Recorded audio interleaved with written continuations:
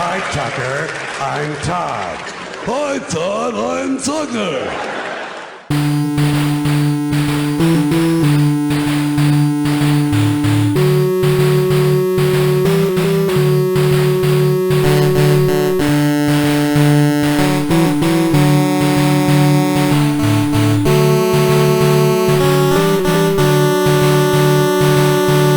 I feel like if they're the ones that came up with the mandate, then we had to register for that in one way or another. We booked and we had a confirmation sent to a phone.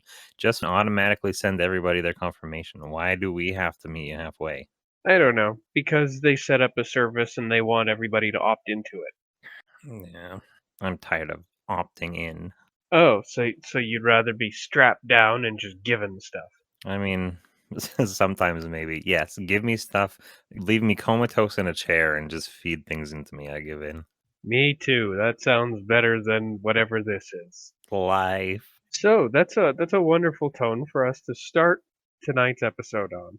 Yeah, welcome to the Tucker and Todd show. Being in a coma would be better than being alive. Welcome to the Tucker and Todd show. We're here to put a smile on your face. I'm smiling for the first time today. Do we have any clue what we want to do today? Not a clue. We've got a whole bunch of lingering, ready to use premises. Just break glass. I mean, would we could go all the way back. I started cleaning up some of the ones that I do know that we have so many. Yeah, you keep putting them in there. I haven't put many in there. I have the very last thing is from April 26th. Oscars political correctness. I don't even know. Well, it's about the Oscars. Yeah, but that I pay so little attention to the Oscars, I can't even remember what that was about. Well, if we don't even know what it's about and there's no context left attached to it, it's probably compost. Oh, here is something that has come up before, and we even kind of linked something to it recently that I can't even remember specifically. But May 9th, you've bested my best man.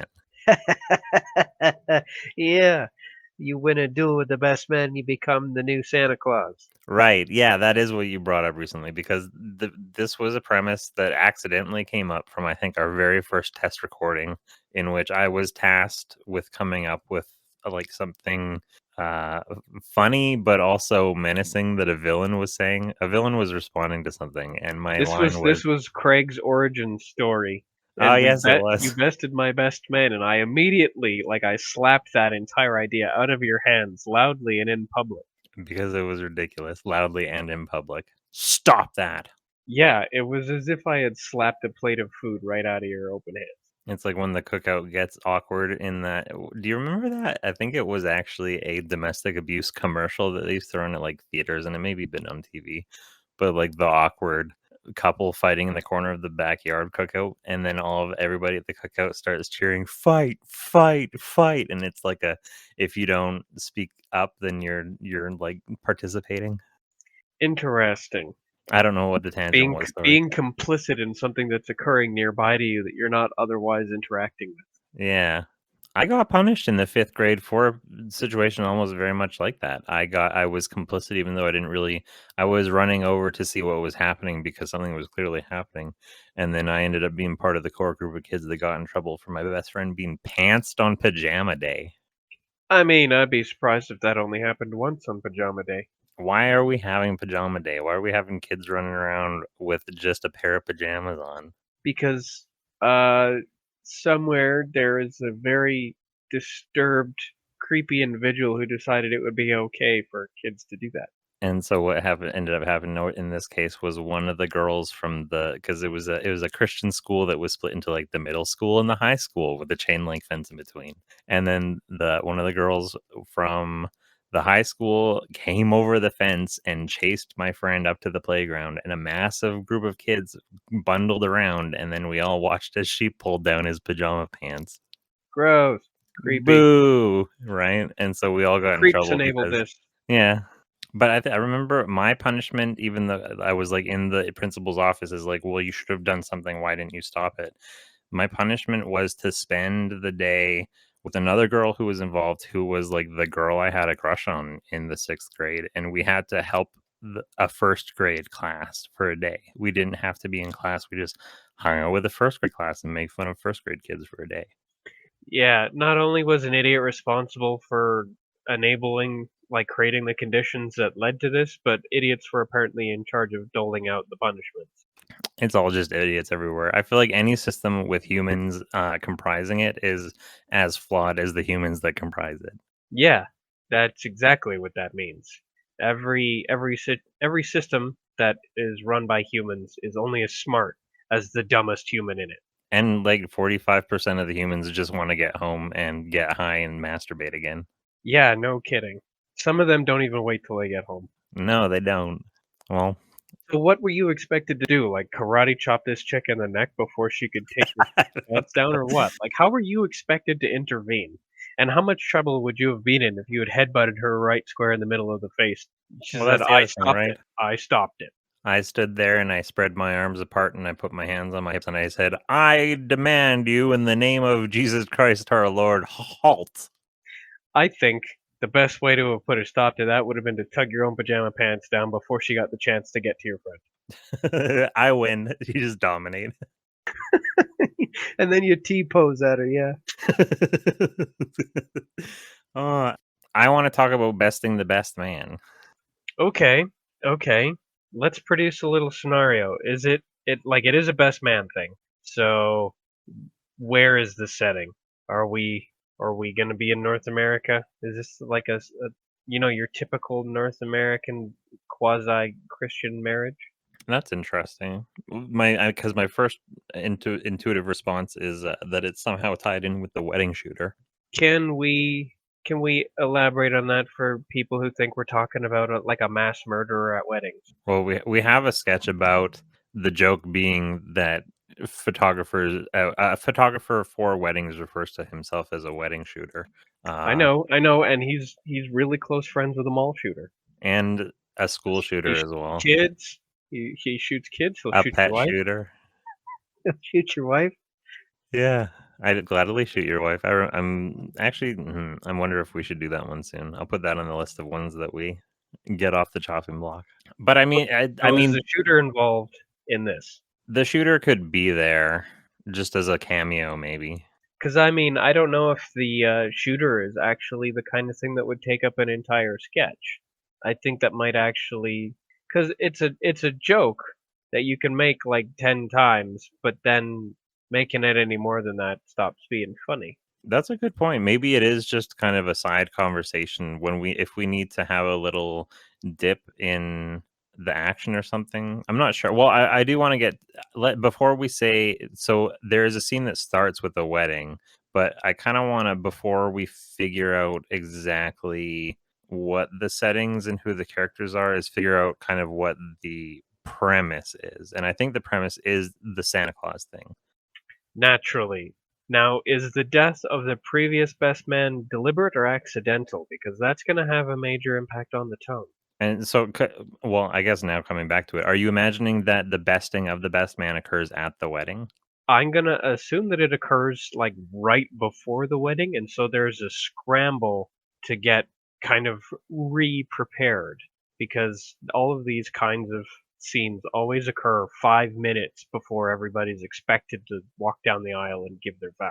Or is it kind of funnier that way to have it all arranged where it's like the wedding part, the best man and the groom are on the altar or whatever, and you have some sort of assassin come in dressed as the bride and either sprint down the aisle or slowly walk down the aisle and then like pull up the veil and smile menacingly as they drive a dagger through the best man's heart or something like that.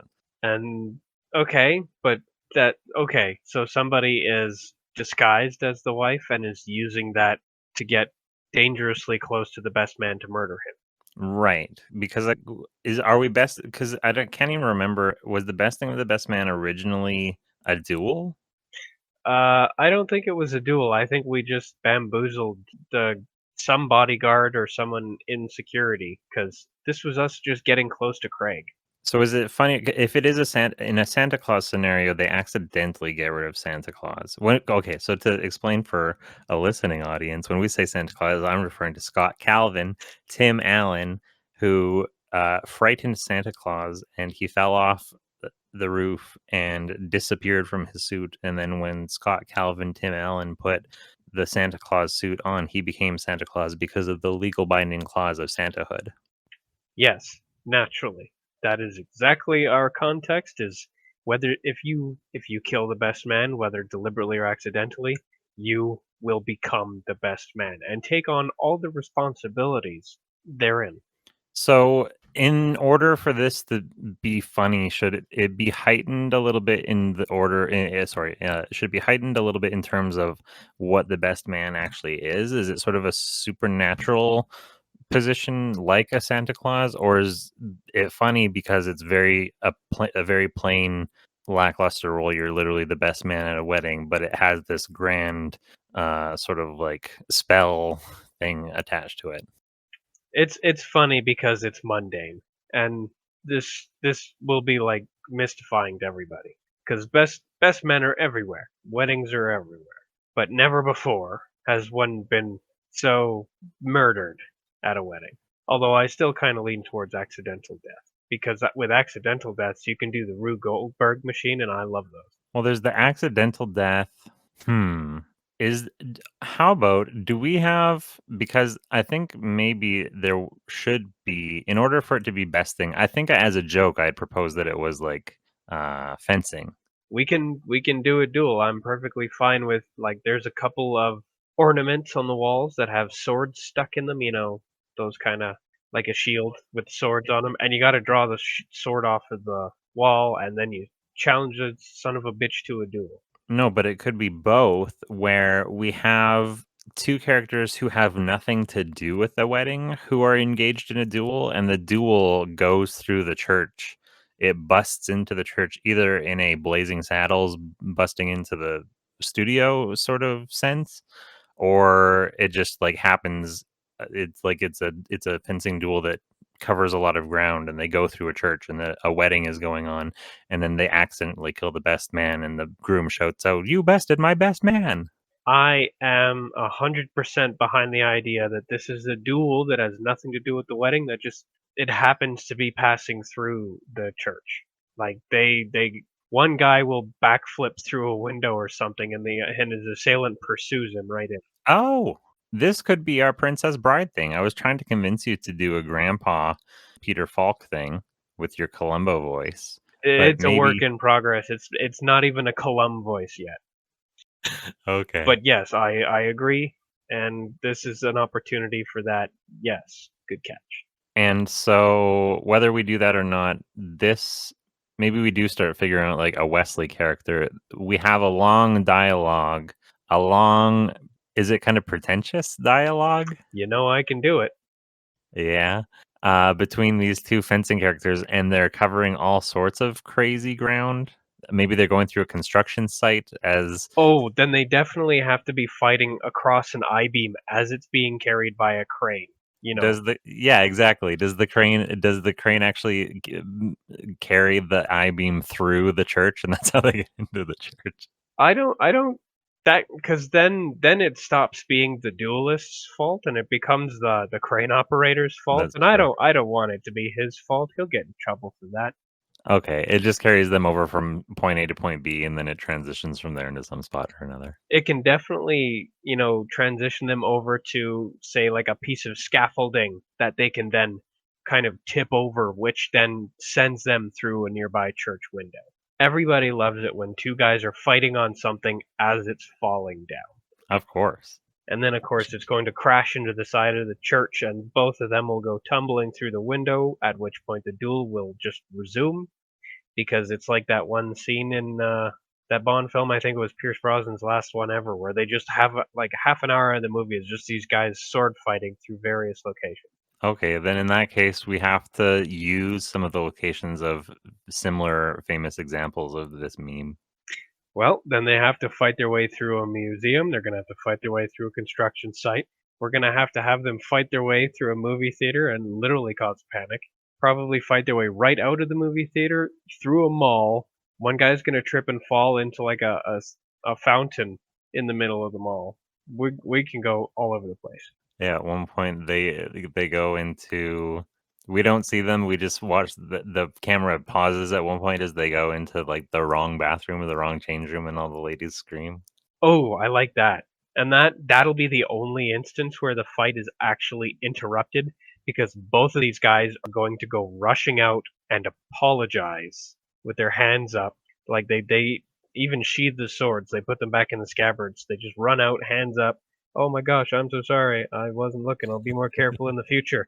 And then once all the ladies clear out and they're out of there, then they just take They get one look right at back each to other fighting. and then yeah, shing, draw the swords back out, and the duel immediately resumes. I like those moments of bringing the energy back down only to immediately send it back up to 100. So does the dialogue then, in order to keep it fresh, start off very combative and back and forth, and then eventually they actually start to recognize themselves in each other, and it turns into kind of like a more touching bonding thing, and then like they resolve all their problems? Oh, I they can find common ground first and foremost in being evenly matched, and then as they continue to talk, yeah, they can find additional points of common ground, and then eventually, why are we fighting? And they're like, because whatever they're fighting, whatever reason they are fighting for, it has to persist because Oh, they have to fight all the way to the church and then kill the best man. oh, is the best man the very last thing?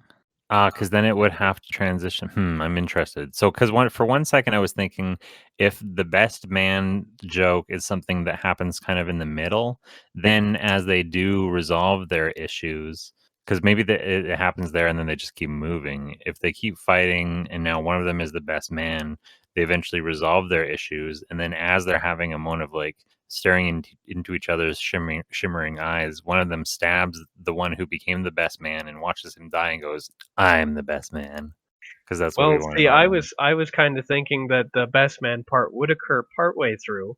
They would be fighting, and of course, one of them accidentally kills the best man, and oh no, I'm becoming the best man.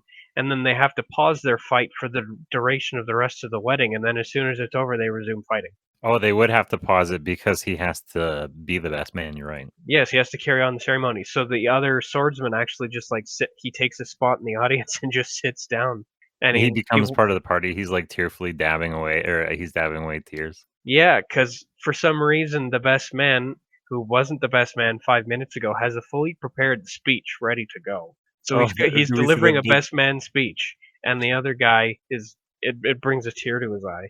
we see the wedding, we see the reception. These 2 are gonna dance together at the reception. We see okay, so maybe there's a bit of a montage of all of those things. We see him giving his speech. I can see the camera panning left, panning right as we go to demonstrate that we're at different points in the speech. It's very long. We see them dancing, and we see them putting away the last 2 chairs at the reception hall, and then kind of doing the that's that with their hands, and then shing back to fighting. Yeah, exactly. Of course, they would stay behind all the while to help clean up too, because 'cause they're gentlemen. Old-fashioned gentlemen, and not Okay. until every last responsibility is taken care of do they whip their swords out and resume, and then, yes, the best man can once again be bested, and the final line of the sketch can be, "I'm the best man now." Because I want the best man to be a character in our universe, and so this is finally bringing him to life. Especially if when you kill the best man, you actually, like, literally become him, like, take on his features, like, you look like him now, which means we can use the same model and everybody who kills him just becomes him. Yeah, exactly. But so here's my question. Who are these 2 who are fighting then? Are they prominent characters that exist already? Probably not, especially because only one of them is going to be walking out of there. Is it a parody of something? Well, yeah, it's gonna be a parody of The Princess Bride. Well, I mean, we would like to do double parodies where we use the characters who are represented. Wesley and Inigo Montoya are the characters that we are parodying here, but they can be a parody of some sort of famous pair who have a notable competition. Like we have Jeff Basilbulb represents a guy. Yes, but I'm afraid of giving him a sword. Oh yeah, I don't want him to be in it. I mean, he has a space station that probably has like the capabilities of directing an orbital, like orbit to surface weapons or something. So I guess he doesn't really need a sword. But I don't want him to have one anyway. Do we want these characters to? Because I mean, I guess we want them to be likable. They are dashing gentlemen swordsmen. They have an honest dispute, and it can only be resolved one way. And more than once, they're going to have to acknowledge that, despite also acknowledging that the other is also a gentleman. Oh, does it start over? So does it start as like a little like civil everyday dispute? Something to do with fencing? Yes, it had no. See, it has. These are a couple of old-fashioned gents who are definitely in the wrong time because they're going to have a fairly minor dispute that modern people would just kind of brush off, but these old-fashioned people are going to decide can only be resolved with a duel. Oh, are they actually like dressed up like musketeers? Yes, they need to be wearing period-appropriate clothing. Okay, that's interesting. Until, of course, one of them kills the best man, in which case his clothing changes to just be a tux. Right, yeah, exactly. I'm trying to think of what their dispute would be over. Well, it could be as simple as being in the food court and ordering the last of something that they both want. That allows us to start in the mall, which is a perfectly crowded and terrible place to have a fight. That's interesting. Oh, it starts at the mall because yeah, you said it would move through a mall. Is it a very 80s mall? I love the feel of an 80s mall. I mean, I just watched Stranger Things again. I don't understand what it is because I find myself just even scrolling through Instagram, I will come across those like neon, like vaporwave themed kind of sites. It's all the Technicolor stuff, man. It's awesome. The pink and the green and the purple and the orange and triangles and circles for some reason. I don't know. And fake plants. I'm into it. I love the 80s mall, which will make these guys stand out even more because of just how like prominent and distinct the aesthetic of the 80s mall is, as opposed to now where there's no distinct appearance. Everything is kind of just clean surfaces. So did you say they're at the food court and the guy orders the last of something that the other guy wanted? Yeah, they both want something. They're both waiting in line. One gets there first and orders the last of something, like it's the last one, and thus they're like, I should have that. You know, they want it, and there's only one way to settle this. We'll have to fight for it. Is it a turkey leg? Well, I mean, that's a little bit better than my idea, which was just going to be like a fucking waffle. You've requested my last ham. You've requested my best ham. You've bested my best man. I'm trying to make it work. Keep trying.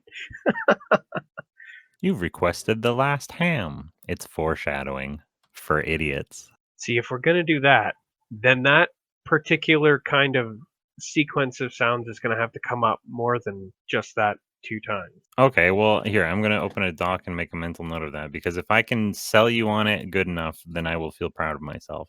If you can come up with at least a third instance of that particular collection of sounds. Okay, so the first one, because he asks, okay, could I please have your finest lamb shank? And then he says, yes, this is the last one, sir. And somebody says, you've requested the last lamb.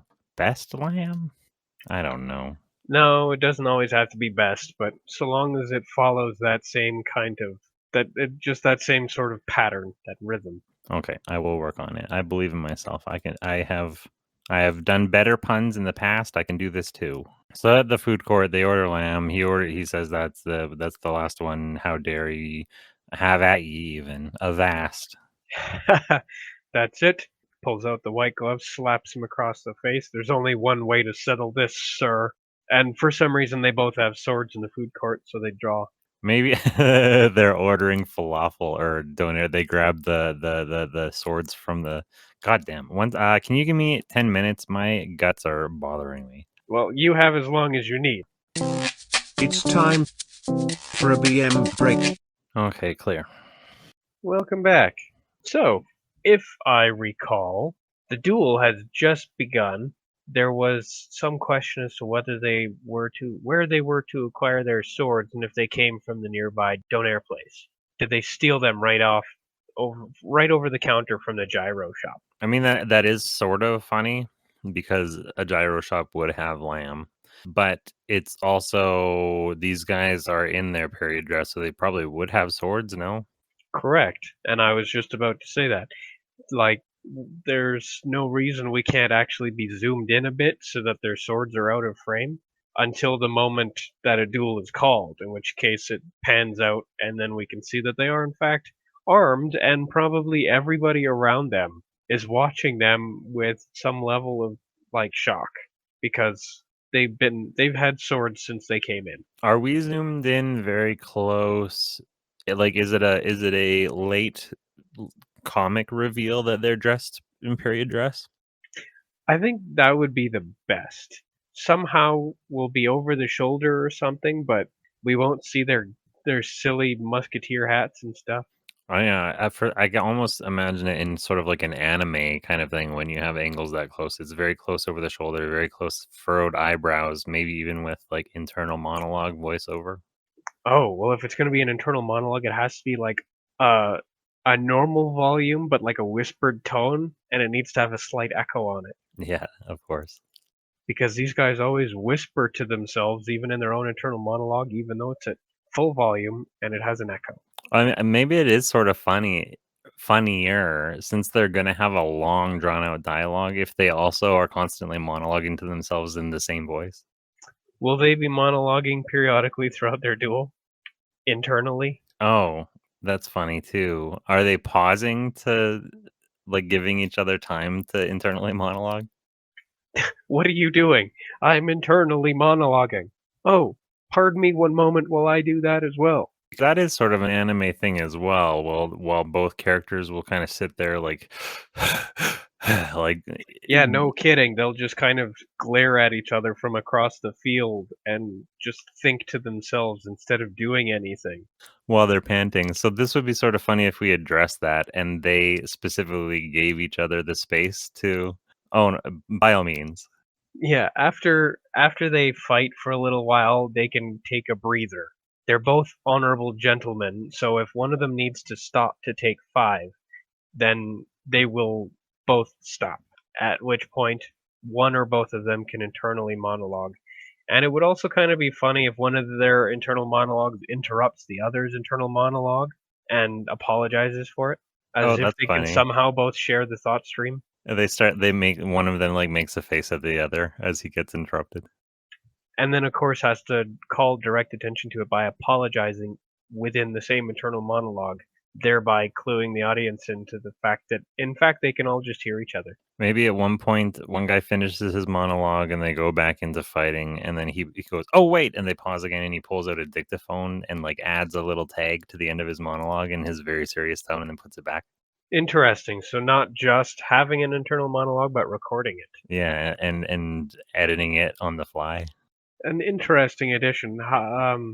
For what purpose? merely for kind of like to break the fourth wall a little bit and to demonstrate that we're not hearing inside their head. We're hearing a recording that they made that plays over their fight scene. Oh, so we can't hear it inside their heads? Well, we are hearing it with the trope having led us to believe that the reason that we as the audience can hear it is because we're hearing inside their heads. But well, I guess that if we got rid of that, if we did the one dictaphone joke, that gets rid of all of the psychic jokes. So Well, it means that they might not be able to interrupt each other while internally monologue. true, and I think that's a better joke that makes more sense and comes off. It's a little bit less cerebral, while also being very A bit. cerebral. It pokes more fun at the genre that we're making fun of in that particular instance. Right, and but it also just sells itself better. All right, so their duel begins in the food court. Is it possible that they immediately disarm each other and are forced to immediately raid the gyro shop for new swords? Oh, that's how we could work that in. Yeah, they immediately how do they get stuck in the ceiling? How would they lose their swords in such a way that they're unrecoverable? I don't Um, know. Maybe they fly off and get stuck in something. Yeah, like they try to do that stupid sword spin maneuver that causes people's swords to fly out of their hands in cartoons and poorly coordinated movies. and they both just go And spinning they off and they together. both go. Yeah, they both go. The dish ran away with the spoon. Where they get stuck, I'm not sure. Either the ceiling or just like right in somebody's hamburger. Is it that, or is it the moment they pull them out, mall security comes and confiscates them? That's so much funnier. The instant they come out, there's a tap on their shoulders. I'm sorry, I'm gonna have to take that. Well, I can say there's a big musical sting as the swords get drawn. On guard! Vrah! Nope. What you doing there? Oh, is it our Fargo cops? Well, it's their cousins, the Fargo Mall cops. Didn't you have a mall The cop joke at Fargo one Mall point? cops. We had a male cop. Oh yeah, we had the male cop. Okay, so yes, they're immediately disarmed of their swords by the Fargo Mall cops. And then, in order to commence the continuation of their duel, they just go ahead and take a couple of sharpened, you know, because they're not using real swords over there, but they're using metal rods that happen to have been sharpened. Oh, I have another. You've bested my best man. Maybe at the wedding, somebody makes the observation that they've enlisted a fast band. A fast band? Yeah, the band is playing really fast at the reception. They're like, wow, you've enlisted a fast band. Yeah, okay, I'll buy it. It's bought. Okay, the mall cops come and confiscate their swords, and so that's when they reach over from the gyro stand and grab those little knives and start fighting with those. Do they move through the whole mall? Pretty much. They're gonna go through probably a hot topic or something. They're gonna fight through an attached movie theater. One of them is gonna trip and fall into a fountain somewhere in a center location of a mall foyer. Or through the theater and then out into a parkade, maybe? Yep, parking lot or parkade, because of course they have to exit the building, and from there they go into a nearby construction site or something. Maybe a car carries them from the parkade and they're fighting on top of the car through traffic. Fighting on top of Oh, yeah, cars through traffic. absolutely. They have to be fighting on top of at least one car, more than one if we're going to include a couple of Matrix 2 jokes, Oh, yeah. because they can bounce from car to car. They bounce from car to car and then the Cadillacs go flying into the sky. And so that should carry them over to another location, because that's a transitional scene. Well, I think, Rather yeah, than that is how they will like get to the. it was in the Matrix. Sorry, go ahead. That'll be the transitional scene rather than basically the destination that it was in the Matrix. Right. Yeah, it's not going to be a 40-minute set piece.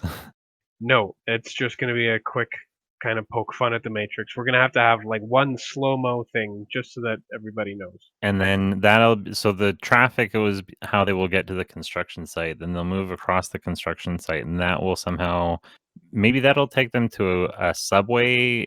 They fight on top of a subway train and we can throw some Spider-Man 2 references and that's what takes them to the church.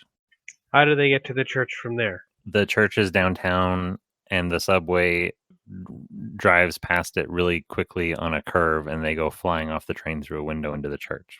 Ah, so they basically get ejected from the train right into the church. Right. Okay, can do. Maybe they can even go somersaulting over each other into the church and there's a moment like one of them is pinned and then the camera zooms out and everybody's staring at them because the organ is going or whatever. Oh no, we had them fighting and okay, maybe they don't get catapulted into the church. I want them fighting through the door. Okay, so the door is just open because people are entering and leaving as they're doing errands, because the wedding proper is about to commence. Are these guys going to actually fight their way in at the if anybody objects, speak now?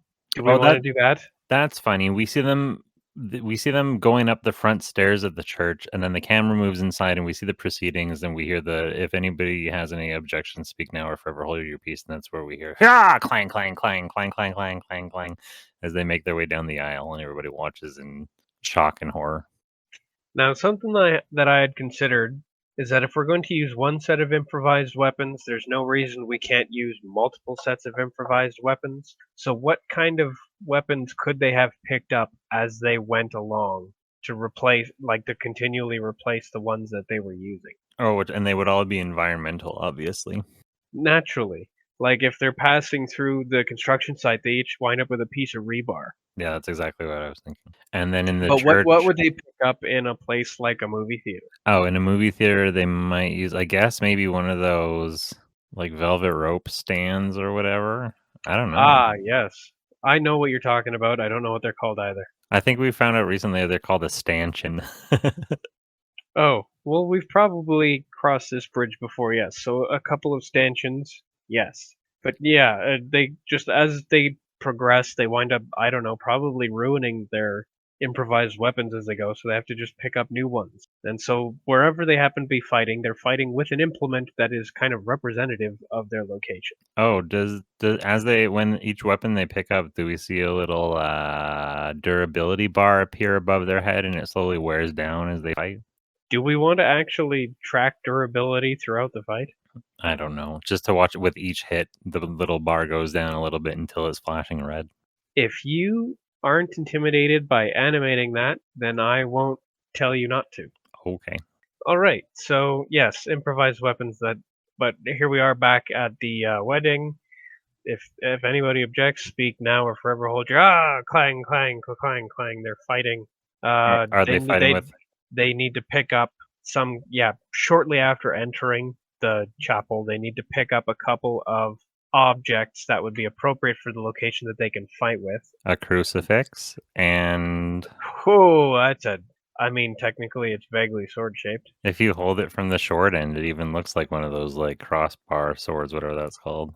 Yes, it's almost like that's on purpose. And then one of those, I don't know, the thing, either like a tall candle, what a tall candlestick thing, a candle stand. A candelabra? Yeah, a candle stand, or even one of those things that they like use to swing to fling oil to bless people with, or holy water or A whatever. censer. Yeah, censer. Those are all good options. We'll have to pick two, but it turns out there's lots of really easily weaponized stuff in the church. Well, the church is downright medieval. All right, so they fight their way all the way to the end of the aisle. How does the current best man meet his end? First of all, is the "Here Comes the Bride" song playing as they make their way down the aisle fighting, or is everybody just silent watching this? Would the "Here Comes the Bride" theme still be playing when the priest overseeing it actually gives anybody an opportunity to speak out against this union? Oh yeah, I guess that's true. That's silly. I mean, as soon as this new action starts, there's nothing stopping the band from starting a song. That is sort of whoever's sitting at the organ or whatever notices that somebody's coming down the aisle again and like quickly like rouses from their stupor and quickly plays the song as speed as they make their way quickly down the aisle. A Rush version of it. Bo-do-do-do-do-do-do. A fast band. Oh, boo. It's an opportunity for a fast band. That's true. All right. So, yes, definitely an opportunity for a music change, or rather a music start, because at that point it would have been stopped. But they need to fight their way to the end of the aisle where the groom and bride, or bride and groom, and the best man happens to be standing around. Yeah, I see it as one of them just attempts to stab forward, jab or whatever, and the other one dodges to the side and the sword goes through the best man. Oh, it just occurred to me that we had brought up three potential weapons, and we have three potential combatants. The best man tries to intervene by picking up one of these weapons. Oh. Hey. As soon as you pick up a weapon, you become a combatant, which means that one of these guys can kill you. And so do they both turn and start fighting him and he's actually a good fighter for a little bit? Yeah, it's going to be like that three-way fight scene in the Pirates of the Caribbean. The second one. The good one? No, the first one is the good one. The first one is the good one. The second one's the okay one. The third one is also okay. But the fight scene at the end of the second one, where it's Will Turner, Captain Jack, and Commodore Norrington. I suppose he's not a Commodore anymore. They're all fighting each other as they try to steal the heart. Right, It's a three-way duel, and they go over lots of set pieces, and it's really good. Okay, that's fun. I like that. So this guy can immediately take part and actually be good. There's a reason he's the best fucking man there. That's one of his lines. There's a reason I'm the best man. There's a reason they call me the best man. But something happens, and he is felled. So like, yeah, basically we just had an excuse to further extend and expand the fight scene in the chapel. So now these guys are going to be like fighting over pews and stuff. Fighting over pews, up into the rafters and through the organ pipes, and up where the Hunchback of Notre Dame is up in the bell tower. Yeah, absolutely. Like they can fight from the lowest dungeon to the highest peak. And so finally the best man is bested. And how are the best man clause rules shared? Is it on a little magical piece of parchment, or does the officiant, the priest or whatever, does he come and explain how the rules Yeah, work? I think the officiant should actually say, "Oh no, now you're the best man." Something of that sort. The officiant should be the one to say it. After all, he's the guy who has the major talking role in the context of the wedding, and he hasn't said anything yet. Oh, is he the priest from Princess Bride? You are the best man. The rules of the best man. Thank you for volunteering. Marriage is what brings us together today. Marriage is a dream within a dream. True love. Okay. So Okay. it's that, definitely. Yeah, it's definitely that. It has to be. We're proceeding with that. So, yeah, he's going to have the opportunity to deliver the rules of the best man just as the change begins. And this guy's period wear becomes a tuxedo. And then we have a montage of the marriage and the reception. Everybody's getting Well, along. rather than just a period wear becoming the tuxedo, he just becomes the best man. So, like, outfit, face, everything, it's a total model swap. During the reception, does somebody make a joke about how it's time to cut a rug, and one of them is dancing, killing it on the dance floor, and the other one is using his whatever weapon he now has? He does a little Zorro swoosh, swoosh, swoosh into the rug.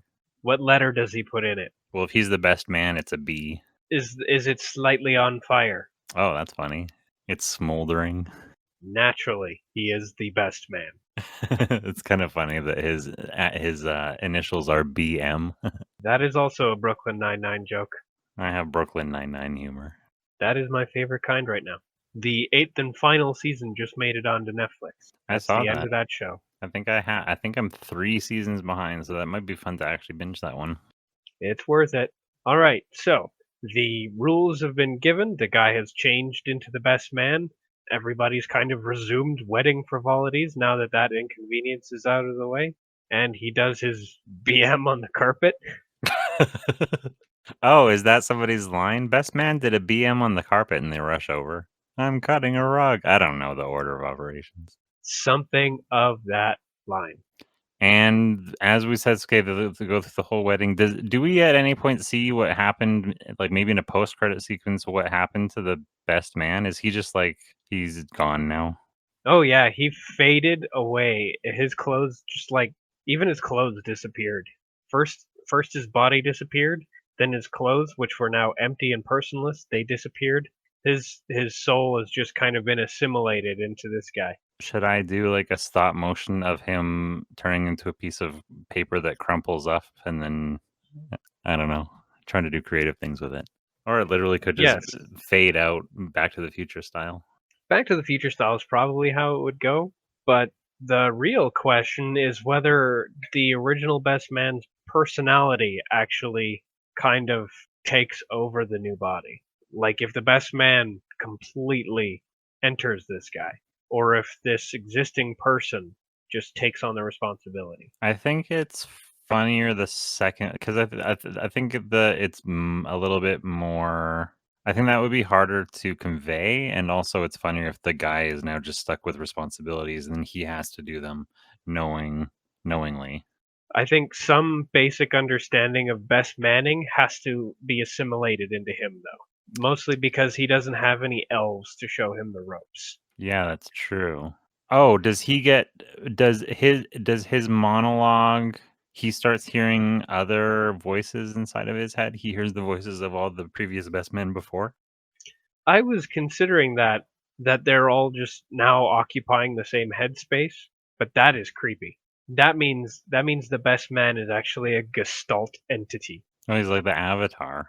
He's just got all of these voices in his head. I don't know if we want to do that with his internal monologue, but it should definitely speak in the old best man's voice. Yeah, yeah. Oh, that makes sense. Maybe it's not all these voices, but maybe he just starts hearing the best man's voice in his head now too. Might be more accurate to say that the best man's voice is now his voice because he's now the best man. He's taken on the physical traits, he's taken on the voice, he's taken on the clothes. Oh. But then wouldn't that seem as though he got erased and the best man just took over his body? Well, that was my original joke, but it's probably not as funny as this new guy having to reconcile his new existence. So maybe the one thing he should keep is his voice. Yeah, because then it's not Santa Claus anymore. Now it's something else. Well, we do tend to go into the something else. Although that is sort of funny. Maybe that should be a different thing in which this is a totally different sketch premise in which Tim Allen accidentally kills Santa Claus and is possessed by Santa Claus. Technically, we already have a possession plot in progress because that's exactly what L. Ron Hubbard is doing to his high priest. Oh, yeah, that's true. Is his high priest Tim Allen? It is now.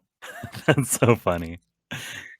I think that's funnier than having it be Tom Cruise. And then as he starts taking on qualities of L. Ron Hubbard, people are like, oh man, Tim, are you doing that Santa Claus thing again? Does he get pointy ears? Probably. Awesome. Santa Claus is apparently an elf. Probably. All right. Where were we? We were having a three-way fight. Then, of course, somebody kills the best man. The officiant has to give us the rules about Tuwu Wav. Then the wedding proceeds as normal. Best man cuts a rug. He does a BM on it.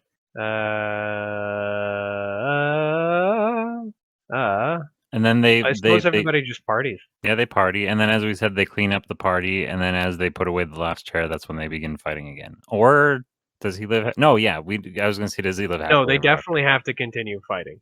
But yes, they party. The two of them even dance together and laugh about how they were fighting and how great this party is and how gracious their hosts are.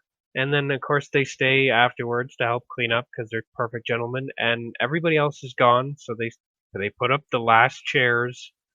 They dust off this last thing. They put up this last thing, and they happen to conveniently be standing near to their previous weapons. So the candelabra that was up is within reach.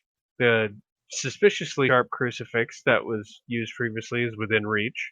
And the fight, they give each other a significant glance, and then the fight immediately resumes. Are they sort of having a conversation about, hey, this was a pretty amazing night. Wouldn't it be amazing if we could just live the rest of our lives without any sort of combat or conflict? And they're on opposite sides of the room, putting away their chairs near to their weapons, as you say, and they go, yes, but of course, it cannot be so. Shing. Honor demands more. Epic music, of course. 8-bit combat music. With bad recorder on top. Naturally. But is the bad recorder going to be all 8-bit up too? Probably. I mean, so I think at this point, this whole thing is quite long. So how much, if they're in a rec hall or like whatever sort of reception location that the wedding reception is taking place, does it end there? Is this a final combat scene in that location, or do they move to another one again? No, this will be the final combat, and it will end probably not long after, because the best man hasn't been conserving his strength. He's been partying a little harder. So his opponent is in a better position, and it quickly turns around and he beats the best man.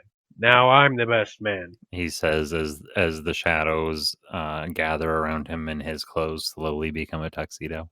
That's right. As the other guy fades away, this guy's transition into the best man begins. And now we have our Highlander. He has a bachelor's party to plan. The bachelor party comes before the wedding. Well, I mean, now that he's the best man, he has to go to be somebody else's best man. That's his job now. Yeah, I suppose he's just going to go from town to town best manning it. Maybe that's like the country song that plays over the credits is his traveling from town to town ballad. It's like have gun will travel, but he's the best man. Best man, where do you roam? But yes, that's the end of that. Is lightning strikes, thunder cracks, illuminating the scene because I guess it's dark by now. And then I'm the best man now, and then he absorbs his power. There can be only one. Perfect. I think that is the whole thing. That is our most action-oriented scene ever. What kind of conversations can they be having as they fight? Oh my god. I mean, Because we want to fill in the dialogue. there will be it's going to be dialogue the whole time basically. Yeah, they're going to be talking throughout a lot of it. So, what kind of stuff would they talk about? I think that's important. They have the Weezer conversation or whatever, Pinkerton versus the Blue Album or whatever that dumb thing is that the NSNL sketch was on. It's like pedantic conversations about pop culture. Stonks. Did you see that devastating display last night?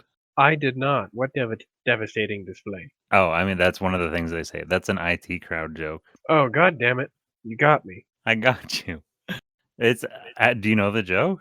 No, I don't. It's like if you're at a sports pub, it's like if you're a nerd or like a socially awkward person and you don't know how to get along, all you really have to do, you go to a pub and you find a sports guy and all you have to say is, "Did you see that devastating display last night?" And then they'll do all the work. I suppose I've never heard of this because I've never been a socially awkward nerd. I guess not. I just don't really talk to the jocks. I'm not really interested in what they have to say about the devastating display. Yeah, I can't imagine a single reason why I'd want to engage in social interaction with them. But I mean, Excuse me, you're blocking the bar. is that the sort of conversation that these guys are having though? Is like water cooler talk? Did you see the latest episode of Breaking Bad? I think they should be a little bit more analytical than that. If they're going to discuss an episode of Breaking Bad, one of them is going to want to discuss the ethics of a particular, difficult scene. Although I suppose since they're both, honorable gentlemen, they'll be largely the same in ethics. I suppose. We'll probably need to find something for them to disagree about. Well, I mean, so like in Princess Bride, I believe for the most part, it's those two characters kind of giving each other their backstory, right? And like Inigo Montoya tells his whole story of the six-fingered man who killed his father and how he's seeking revenge. Yeah, but that's why they're there. These guys are here because they wanted some lamb. So do they start off by bragging about like the best, like I've had the best lamb? I don't think either of them are going to be very impressed by that brag. It shouldn't be this challenging to write dialogue for a couple of old-timey swordsmen. Well, it's not very common for us to sit here and actually come up with dialogue. I suppose that's true. I'm just looking for like a couple of general topics. They need something to talk about, but they need to disagree on it so that it fuels the fight. Haha, you fool, I prefer lamb with mint sauce. Is that their attitude towards each other though? Because I mean, we don't have to do a perfect ape of the other one, but in Princess Bride, they're like begrudgingly admiring each other's skill. And that can develop, but they don't have a whole lot of admiration for each other's skill immediately. I suppose not. It develops as the fight develops. So And then in the they beginning, switch to right-handed, and now I don't know if I want to do a left-hand to right-hand switch. That seems a little bit too copy. yeah. I mean, yeah, it's just ripping off note for note. With the exception of the continual improvised weapons, which I like. But I mean, so in the beginning we made the stupid decision to make their fight about lamb. So is that what they're talking about in the beginning? They're just fucking talking about lamb? Well, the one who didn't get any should definitely mock the sauce choice of the one who did, or would have, the one who ordered. Just as a bit of combative banter. And then from there they wind up, being a little bit more appreciative of the other's skill. Your form is excellent, blah blah blah. But if they need to talk the entire time, they're gonna need some topics. Especially if we're gonna do internal monologues. Well, I mean, internal monologues are always just sort of describing what's happening and how they're feeling about it. Oh my god, he's so fast. And his jawline. Yeah, fair enough. Are we cutting back and forth? Does this story get introduced to us by a grandpa telling a story to a kid in bed, the story of the best man? Oh, yeah, sure. Why not? I I think this is a grandpa tale for sure. Is it a different kid, like a little annoying kid asking for a love story? And then he's frustrated because Grandpa keeps telling him a fighting story, and he's like, "When are we gonna get to the love story, Grandpa?" This is a story about two men who love the blade. Of course, I assume that this is the opportunity for the Peter Fox voice. Of course, yes. Work in progress. And so he's reading him a story about, and so as much as what was it, Fred Savage in the original movie was always like, "Ew, kissing, not kissing. Stop with the kissing. All this kid wants is kissing." And he's like, "Ew, fighting." When do people hold hands and kiss? He's When a do they? sentimental little guy. He's a what? He's a sentimental little guy. He likes the romance and the drama. He's not terribly interested in the action, but that's all Grandpa delivers. No, he wants love. Twoo, love. To woo wow. Yeah. I think that's probably the best opener we could do because as far as I'm aware, we didn't really have a good one besides just two guys in a food court. Yeah, I don't think there was an entrance into that at all. Well, there is now. It all starts in the mall. And then you can do the ripple and the dream music. Oh, that's cool. Yeah. It's always played on a harp or something. Can you tell me a story, Grandpa? Which Sure. one It do you all want to hear started in a tonight, mall. little Timmy? I want to hear one about a wedding. Getting tired of asking for love. He's just going to ask for a wedding. He's like, fine, I'll give you a wedding. That, of course, means that it's occasionally going to have to cut back to kid and grandpa as the kid badgers him about when he's going to get to the love part. Yeah, exactly. It's coming, my boy, it's coming. But first, well, we might need to name these guys, but we can worry about that later. Thing 1 throws a stanchion at Thing 2 like it's a spear, and it sticks into the wall and goes trrrr. Are they literally called like what was his name? D'Artagnan? Do you think one of them should be D'Artagnan? D'Artagnan and Porthos or whatever? Athos, Aramis, Porthos, and D'Artagnan. Those were the 3 musketeers plus D'Artagnan. Right. Aramis is still my favorite, and that has been true in every single fictional, well, I suppose it's all fiction, but every single, new representation in various medium, whether it's a TV show, a film, or a different book. Aramis has always been my favorite. I'm curious. I think it might be a little funnier to give them contemporary and very plain names to, be a juxtaposition with their period piece clothing. Oh, with it like 80s names like Mike and Tommy? Yeah, like what we just got Bill and Ted here all over again. Kind of funny if they had like stupid names like Laser and Scooter. Okay, one of them needs to be Scooter. Scooter and Brucey? Bruce is okay. I think as a mocking point, one of the other swordsmen can call him Brucey. You missed Brucey.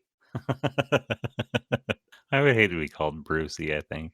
And so does Bruce, which is only going to make him fight harder. Is his name Bruce or is it Moose? Is it Scooter and Moose? No, because that's too close to Squirrel and Moose, and I haven't gotten to do my Rocky and Bullwinkle episode yet. Right. Moose and Squirrel. I can't remember what we had the Rocky and Bullwinkle villains set up for. That was the D&D one. That was Dictators and Despots. Right. We had our villains. Did they ever actually catch the moose and squirrel? I can't remember if we specifically actually put any sort of moose and squirrel in the plot.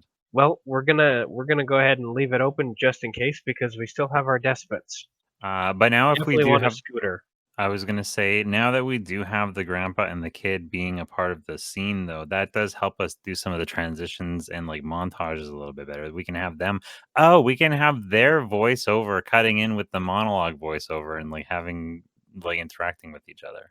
Oh yeah, they can definitely interrupt the monologues in the story too, for sure. Do you mind? And We're having a it's- duel. Could you keep it down? As these two are making a ton of noise as they like kick over people's plates and like send cutlery to the floor and stuff. At some point, do they do they have like a Lancelot moment where they just kill everyone? Oh, a Monty Python Lancelot where they just start murdering everybody on their way? Probably they not. These are gentlemen swordsmen, and they're pretty focused on each other, and they don't even engage the best man until the best man picks up a weapon and starts fighting them first. That's true. They've got serious, you know, rules when it comes to engagement. The rules of engagement, they pay attention. At what point does the ladies' room gag come in? Is that a change room in one of the mall stores in the mall, or is it in a bathroom somewhere? It's either the bathroom on their way right out of the food court, or it's the bathroom on their way right into the movie theater. Those are both places where a bathroom will just be. Okay. Do we have a gag for you said at one point they're in a fountain in the mall? Yeah, one of them is going to get backed up and fall into the fountain for sure, because I've always wanted to do a mall fountain. Does he come up covered in something that's in the fountain? Does something occur? He comes up with a handful of pennies. Make a wish, and then he throws the pennies at his opponent.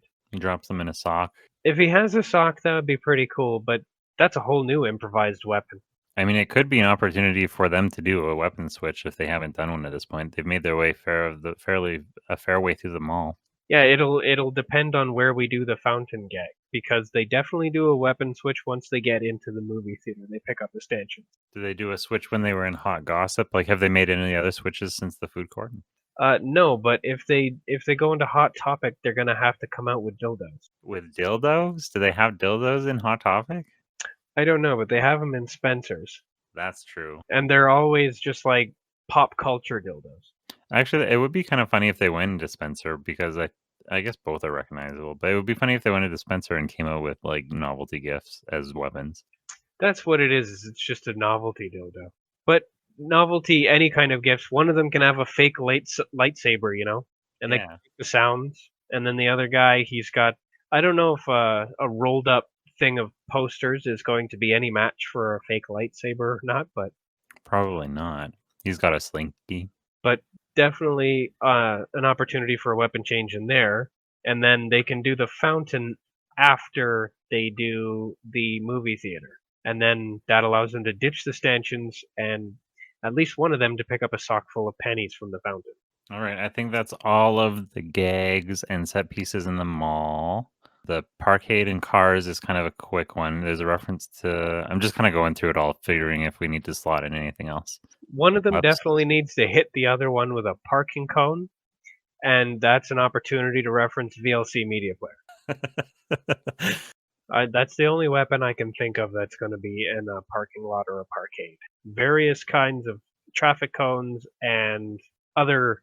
I suppose there are in fact just like parking stanchions. Yeah, that'd be kind of funny. They trade in one stanchion for the valet stanchion.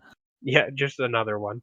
But yeah, it could be just they both have traffic cones. If are they both going to have rebar at the construction site, or does one of them pick up like a giant wrench and the other one has rebar? Yeah, I think they should, when they're doing improvised weapons, with the exception of the very first time, they should probably each have a different weapon. Just, especially if it's kind of silly, just to keep it mixed up. Yeah, of course. Do we have? I mean, so I guess a fair amount of. In fact, the very first improvised weapons, one of them can just be a really long fork instead of a knife. I like that too. Yeah. That way, all throughout, their improvised weapons are just kind of unequal. And so construction sites are rife for Mr. Magoo type stuff. Yeah, Do we have fighting across that I-beam as it's being carried around by a crane, which is of course going to connect them to like other catwalks and places that are up high, so they can continue fighting without slowing or stopping. Yeah, and then like randomly stepping into something that carries them down a long way. Yeah. Do we have the big old conveyor belt? They're fighting as they're moving in a motion in the direction opposed to the motion of the conveyor belt, which causes them to stay in place for a little while. Oh, perfect. Which is an opportunity to have basically a still frame where the only thing that's actually moving is a conveyor belt. Yeah, I can't think of any like word plays or references to anything else construction oriented. Nothing's jumping into my mind. Oh, I mean, we could do a little bit. It could turn into instead of doing my printed out paper cutouts, we could do construction. The construction set could be made out of construction paper. Just doing visual gags. No, construction paper. I like that. Are we doing any other like visual, like style changes, like stylistic changes for specific sets? Well, I mean, the mall was 80s, That's true. so it's going to be 80s inspired throughout, and that should include the movie theater, which means we'll have old-fashioned stanchions. As for uh, other sorts of aesthetic themes, I suppose that the only thing that has to be 80s is the mall. Everything else can be different eras. Is there a particular era for construction sites, or are they just always been the way they are? I feel like they've always been the way they are, but obviously that also started at a certain point. Yes, and like materials and stuff changes, but they didn't really ever have a particular distinct period for their look. Yeah, I can't think of anything because there's like nothing like there's no such thing as like a wedding time period or Oh, those are like dress styles and stuff like that will come and go, but if you want an old-fashioned wedding, a lot of the aesthetic is pretty much the same. Everything's white and there are flowers. pretty much. And then, I mean, wedding receptions don't change. They play the same damn songs. Yeah, the only thing that changes is the dance. People will do different dances, except of course when they're doing their, daddy's little girl bride and father dance. Sure. That's always the same dance. Yeah, I've got nothing else. Oh, I did. I was talking. Do you remember our nursing home where the buffalo roam? I do. Bison. I was trying to think of I was trying to imagine a world in which the dominant species was buffaloes and bison. And I was trying to imagine what would their architecture look like and what would things be made out of. And well, wouldn't it make sense that in a world in which the dominant species is bison that they would use every part of the person? Oh, are they actually going to use people for things? Yeah, well, I feel like their buildings are constructed out of like the bodies and tanned hides of human people. Okay, well, that makes it into just horror instead. It kind of is. There's But I just mean some guy's face on the side of that lampshade. but I mean in a world where it's humans the other way around, if a buffalo comes into somebody's little camp and all of their tents are made out of buffalo hide, is that not the same thing? It is, if the tents are made out of buffalo hide. As opposed, I mean, I guess they would be made out of something else. I was just trying to do buffalo world building. Buffalo World sounds like a horrifying theme park adventure that we can go on sometime. And it's all based on Buffalo, New York. No, it's going to be based on buffaloes making everything out of people. Oh, okay. Buffalo World. I don't think anybody's going to go to Buffalo World when they can just go to Buffalo. That's true. It's a marketing campaign for Buffalo, New York. Hey, at least we're not Buffalo World. Yeah. But yes, a place where everything is actually just made out of people instead of, everything's human leather instead of various animal leather. That would be a horror theme park. Are there vegan buffaloes Yes, and they're protesting. at Buffalo World? Yeah, they're picketing right outside. Okay, we picked up a little bit of speed there, but I think we're pretty much at our end.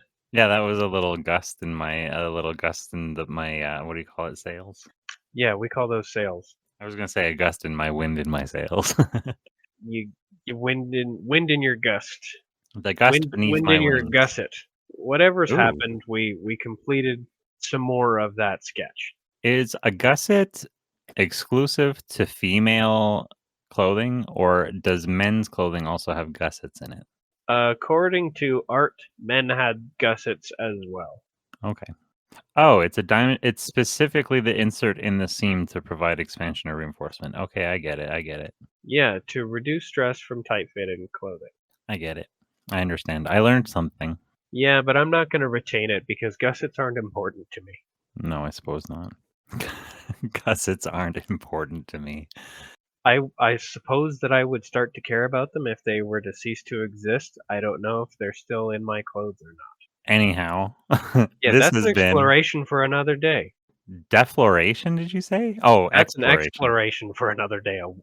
We don't talk about defloration here. Oh my lord. Speaking of gussets, that's a defloration for the other day. Okay, just say the line. I'm Talker. No, I'm not. Fair's fair. I did that last week.